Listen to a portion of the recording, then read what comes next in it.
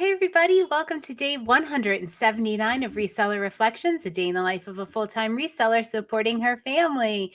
We're going to talk about introvert versus extrovert in just a minute. So we did hit our sales goal today. Yes, I think it's day 4 running. I did something a little brave today, kind of stepped into a little fear. So I know how much I need to make by the end of the year, but I really didn't want to know how much that was. I did, but I didn't want to know how much that actually was for the next couple days. And well, 25 days. So I took that amount that I need to hit the end of the year. I divided it by, 25 days or 21 days, whatever, and figured out how much it was per day. And it is a large amount, that higher than we normally make in a day, higher than, our normal daily sales goal. But at least I know where I am right now. At least I know what my days need to look like to hit the sales goal. So I just took the brave step. I did the number. I didn't really want to look at it, but I did it anyway. So I know where I'm headed now. And I have been this recurring theme ever since we read Think and Grow Rich. It just keeps coming up over and over and over again as you live and as if you're already at the goal, right? As if if you want to be rich, you think you are rich. If you want to be happy, you think you are happy. If you, whatever your thing is, you embody your future self and you act as if you already have it. And I don't know, everything just seems to be in that vein that I listen to. That theme just keeps recurring and recurring and recurring. So I'm going to hit that goal. I'm going to act as if I am hitting it. And that's just all there is to it. All right. And I'm still going to let you know how we did on the day, but it's going to be toward a new goal, which is a much higher dollar amount. So we did hit it today. Awesome. Yeah, so it's going to be a little tougher going forward. I'm making it tough, but I'm making it real. And we're going to get there. Just follow along. We're going to get there. Okay. I am reset to 0. I have 2 or 3 things to ship, and I'm going to do that in the morning. We're expecting some snow here any minute again. I was excited. The other day I talked about, also stepping into fear. Maybe this is what gave me my bravery to actually look at the true number of what I need to do every day. But of going to a spin class, because it's something I enjoy, but I hadn't done it in like 20 years. And I was very fearful and just had to go bite the bullet, get in there and do it. It's a little bit, I don't like to be called attention to, but when you're new and you're coming into a group of people that's there every morning, and they're all good at this, and it's intimidating. I was a little bit of fear involved in that, but I said I was going to do it. Guys, I did it, and I had the perfect excuse not to. So I got up that morning. That the class was at 6:15, so I had to leave here at like 5:45. Got up, got ready, go outside, and snow, unplowed snow. Not a lot, but enough to, cover the roads and everything. And I have to go, down the mountain to get there. So I was like, all right, well, it's probably not great. And I was like, all right, just next step. If I get to the when I get to the highway, if it's real bad, I can turn around, but just get in the car, just go see how it is. You can always turn around. Not a big deal.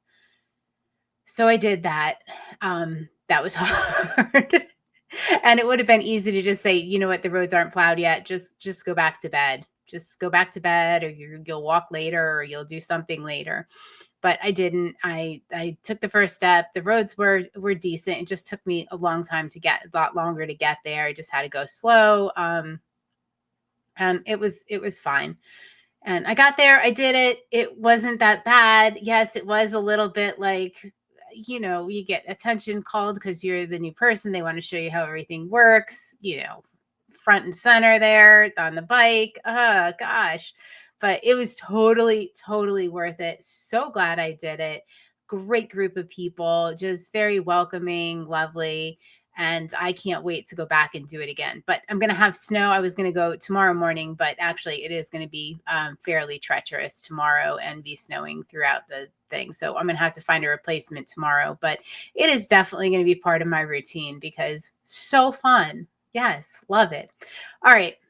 That's just a little personal aside, but it does have to do with, stepping into fear and doing things that are a little uncomfortable that, force us to practice a little humility, that sort of thing. So, yeah. And I would say most of the time it's worth it. So get out of your comfort zone.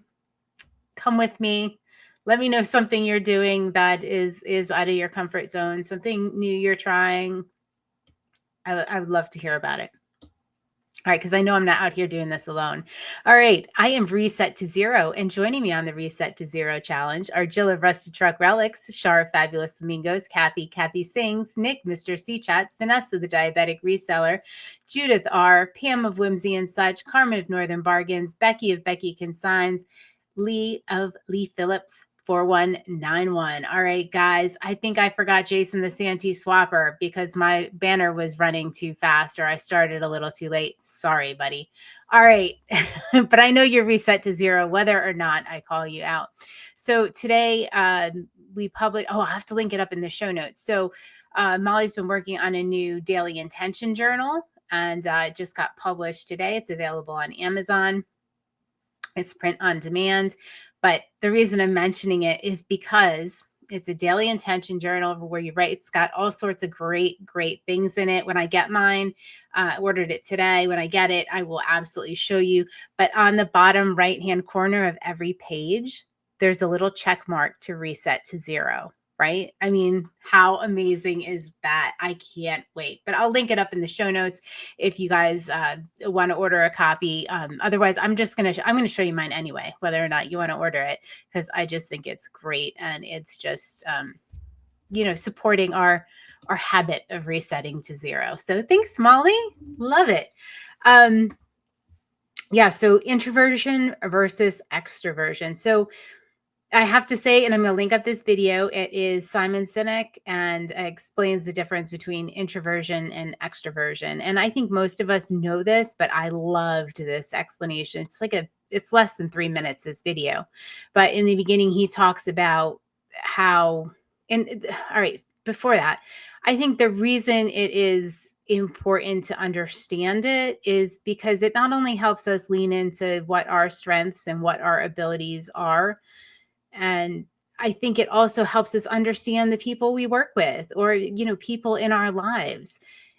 It just gives you a different perspective when you can, figure out where someone's coming from and whether they're naturally introverted or extroverted. So he describes it basically as, basically introversion is, you get your energy from solitude, from internally, right? You get your energy from internally if you're an introvert. If you're an extrovert, you get your energy externally with other people. So he describes it as an introvert, starts the day with 5 coins. And throughout the day in social interactions, you spend those 5 coins. Okay. An extrovert wakes up with 0 coins. And as they go throughout their day and they have social interactions, they build up their 5 coins. So 5 coins. I thought that was a great explanation of what that is, the difference between introversion and extroversion. I know kind of in the past, introversion was almost like a I don't want to say dirty word, but not favorably looked upon. Now, you guys know, if you've been watching this, I'm definitely an introvert. I'm absolutely not an extrovert in any way, shape, or form. And having that label, because I'm so far on the introverted spectrum, is always seems like a bit like there was something wrong, right? Introvert,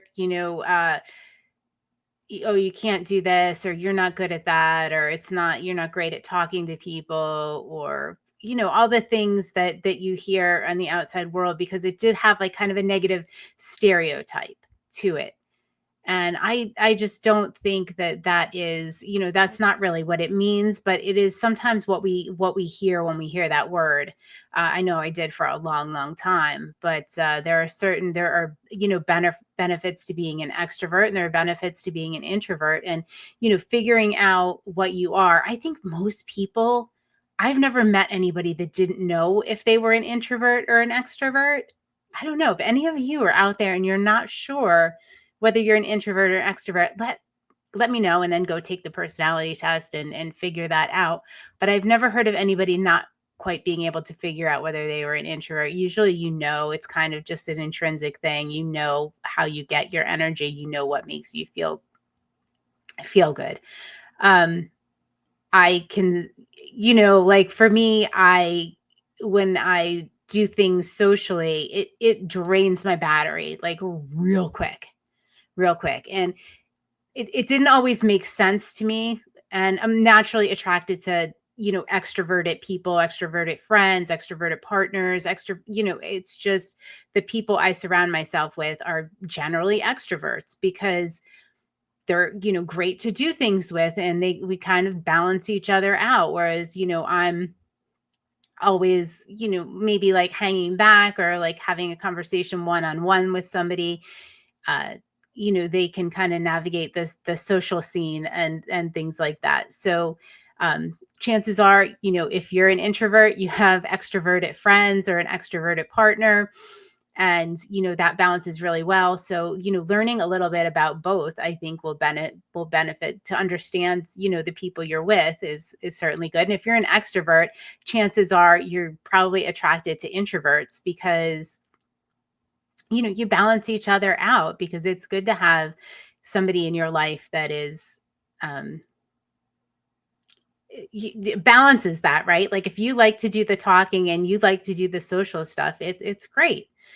um yeah, so I don't know, just general thoughts on introversion, extroversion, and how they can, doing a little like deep dive on both of them can definitely help. I know I'm going to do a little bit of a dive into introversion, and really learning how to tap more into the strengths of that. I think this reseller reflections is absolutely uh, a way that allows me to do that.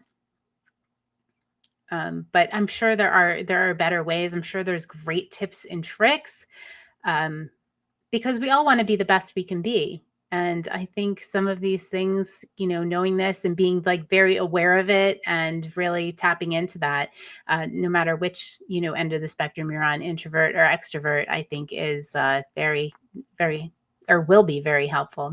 All right, guys, those are my thoughts on day 179. Watch that 3-minute video I am linking up, Simon Sinek. I think you'll enjoy it. And everybody have a great night. I will see you on day 180. Night, night.